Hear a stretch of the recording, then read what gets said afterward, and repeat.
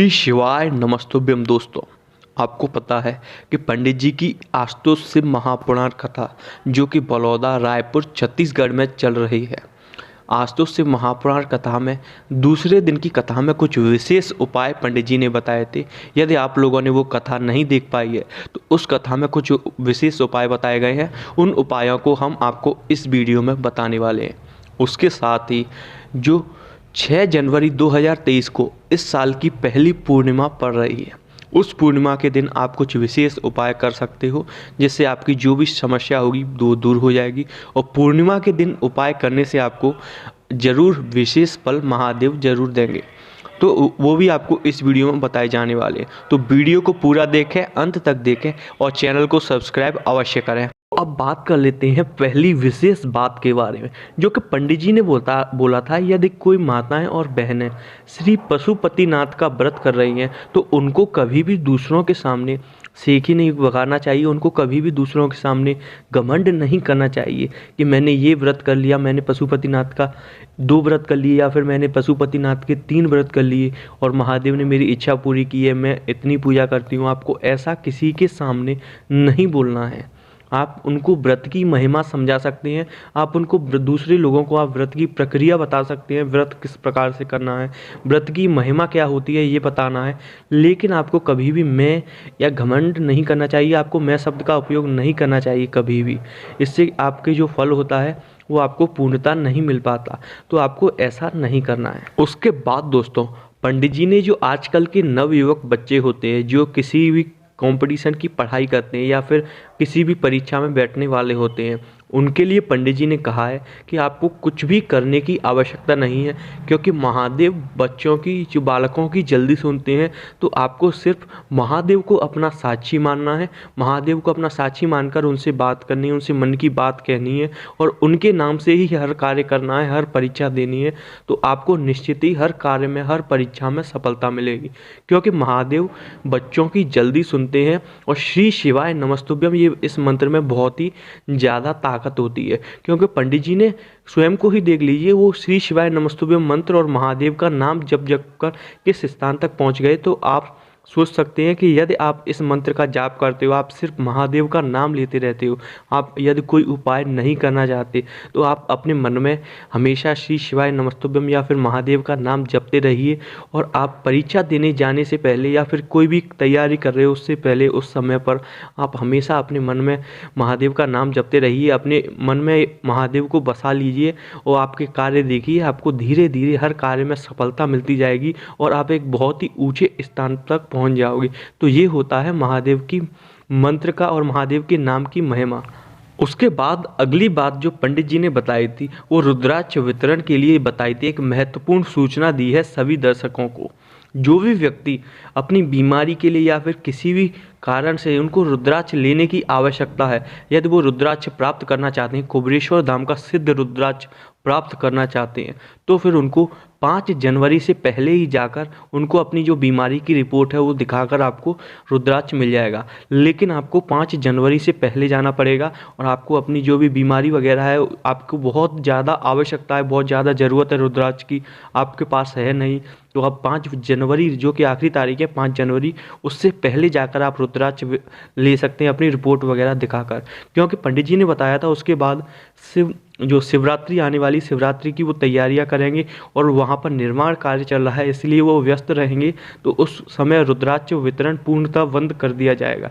तो आपको अगर रुद्राक्ष की आवश्यकता है तो आप 5 जनवरी से पहले जाकर प्राप्त कर सकते हैं। और उसके बाद एक और विशेष बात बताई थी कि यदि आपको रुद्राक्ष चाहिए तो आप फिर उसके बाद जो 16 फरवरी से 22 फरवरी के बीच का समय रहेगा, उस समय रुद्राक्ष वितरण सबके लिए खोल दिया जाएगा।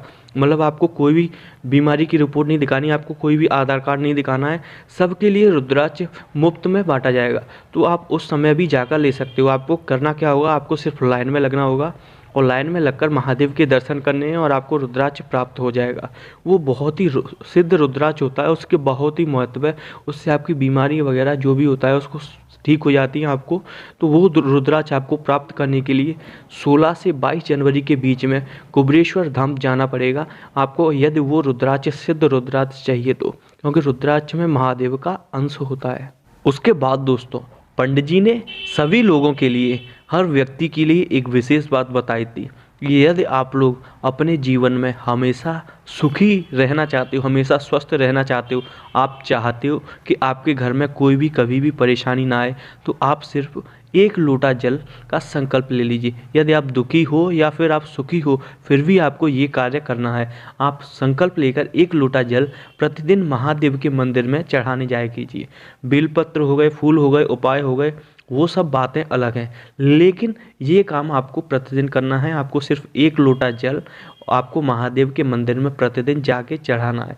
यदि आपकी बेलपत्र चढ़ाने की इच्छा हो रही है, वहाँ पर बेलपत्र नहीं है, तो आप चढ़े हुए बेलपत्र को धोकर आप फिर से शिवलिंग पर चढ़ा सकते हो।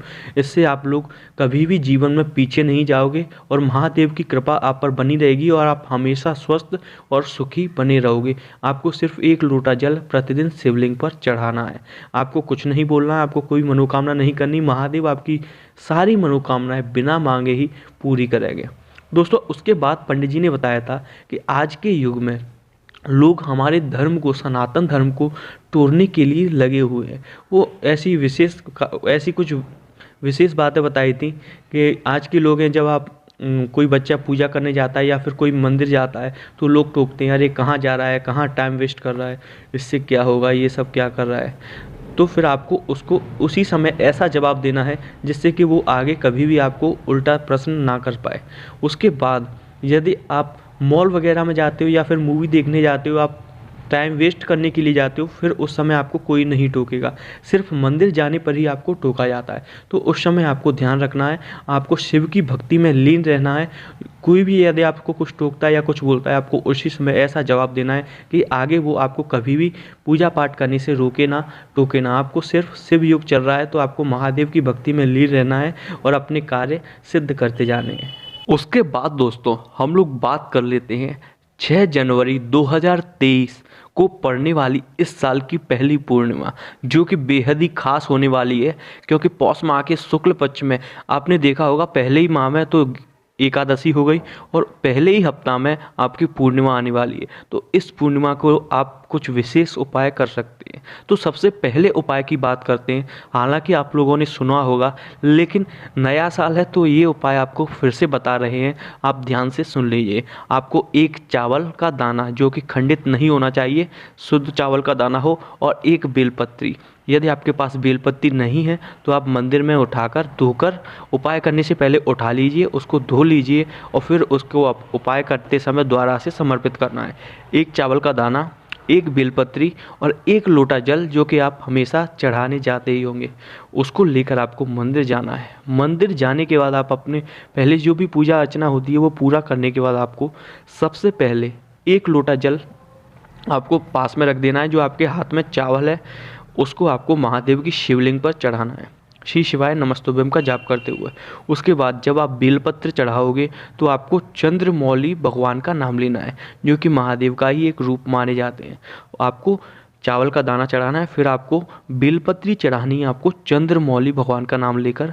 उसके बाद उसी बेलपत्री के ऊपर से एक लोटा जल है, एक धारा में आपको बिल्कुल नीचे से चढ़ानी है, जिससे आपके ऊपर छींटे ना पड़ पाए। तो आपको पहले चावल, फिर बेलपत्र और उसके ऊपर आपको जो जल चढ़ाना है आपको एक धारा में करके। उसके बाद आपको वो जहाँ से जल निकल रहा होगा वहाँ से आपको थोड़ा सा इकट्ठा करके आपके घर में छिड़क देना है और आपको आचमन करना है।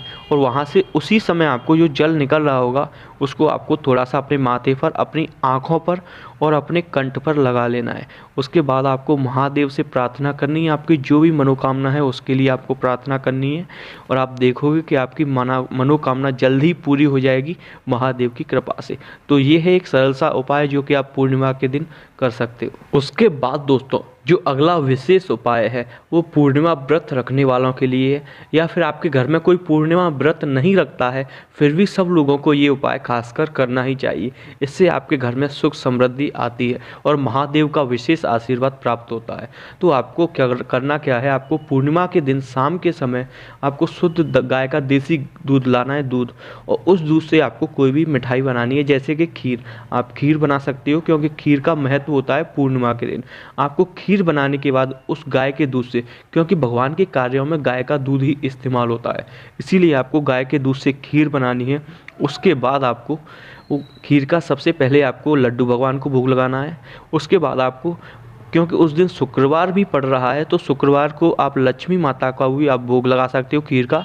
उसके बाद आप चाहो तो चंद्रदेव को भी भोग लगा सकते हो, और उसके बाद आपके घर के हर सदस्य को आपको वो भोग, वो प्रसाद की खीर है आपको खाने को देनी है। तो दोस्तों चंद पूर्णिमा के दिन खीर का बहुत ही महत्व होता है, तो आप ये कार्य भी कर सकते हो, उससे आपको महादेव का विशेष आशीर्वाद प्राप्त होगा। तो दोस्तों ये थे कुछ उपाय जिनको आप अपनी परेशानियों के अनुसार कर सकते हो, अपने स्वस्थ जीवन के लिए, सुखी जीवन के लिए कर सकते हो। और कमेंट में हर हर महादेव लिखें और वीडियो को लाइक और शेयर ज़रूर करें।